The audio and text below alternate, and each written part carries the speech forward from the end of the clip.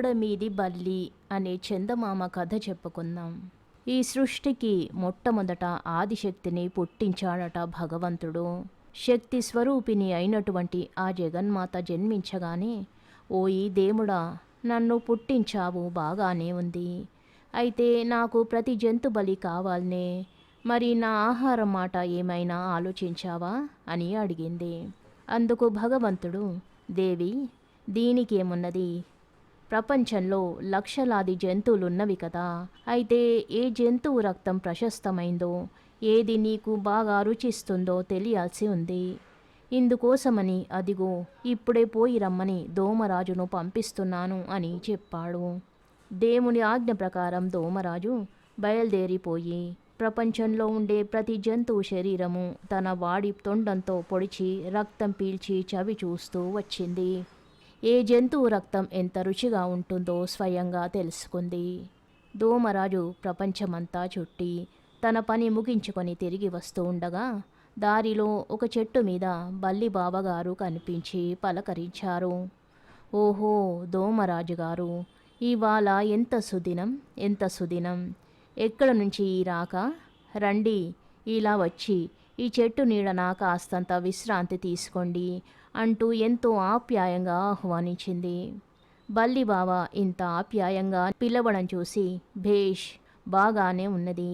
నేనీ ప్రపంచమంతా సంచారం చేసే మహాకార్యంలో ఈ బల్లి మాట మరిచిపోయాను. అవకాశం దొరికింది గనక ఇప్పుడు ఈ పని కూడా ముగించుకు మరీ పోవచ్చు అనుకొని దోమరాజు సంతోషించింది.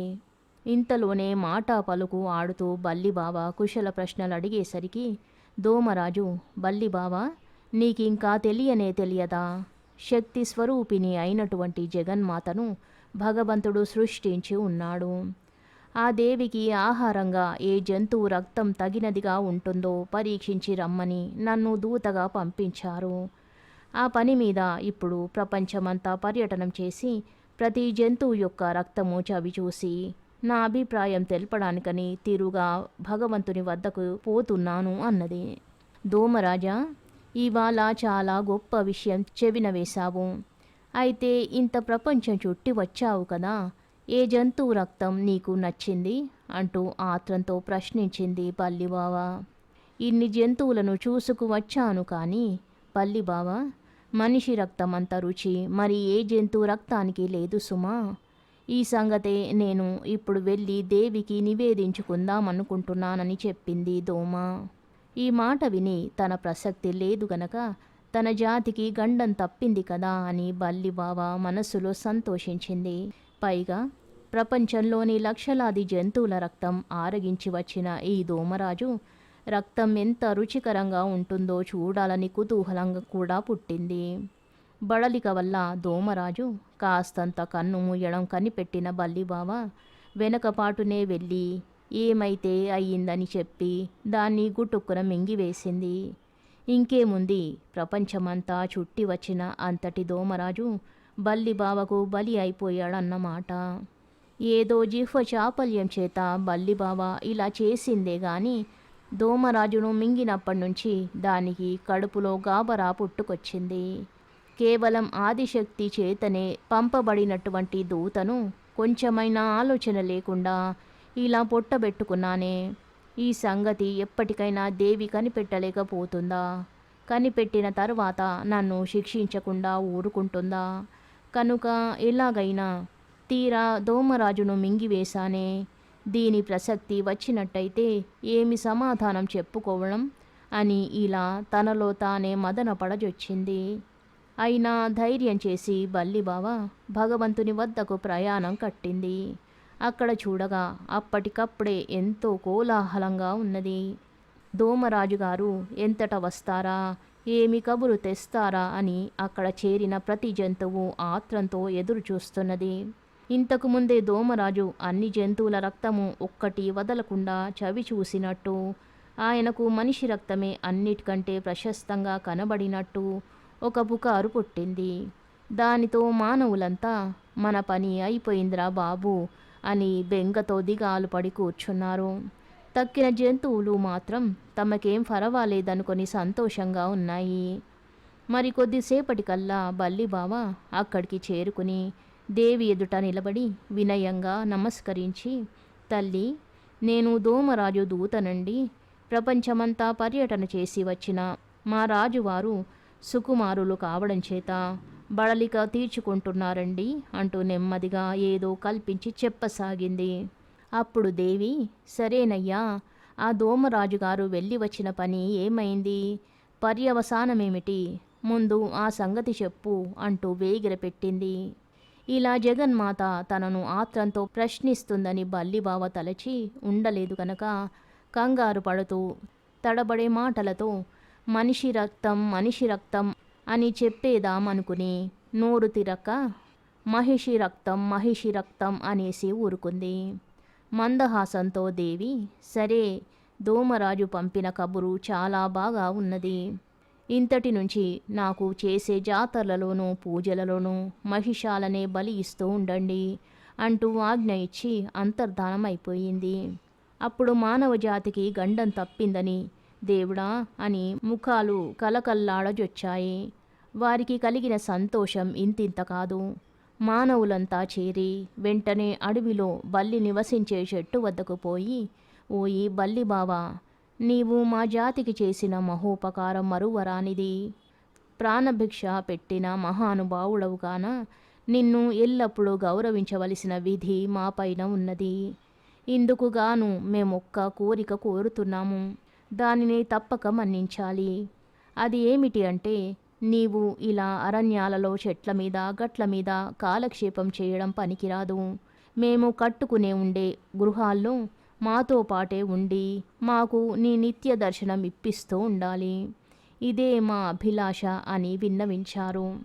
మానవుల మనవిని పాలించడం కోసమే కాబోలు ఈనాడు కూడా ఇల్లు కట్టుకునే సరికల్లా ముందుగా బల్లి వచ్చి గృహప్రవేశమై గోడ మీద ఎక్కి కూర్చుంటున్నది.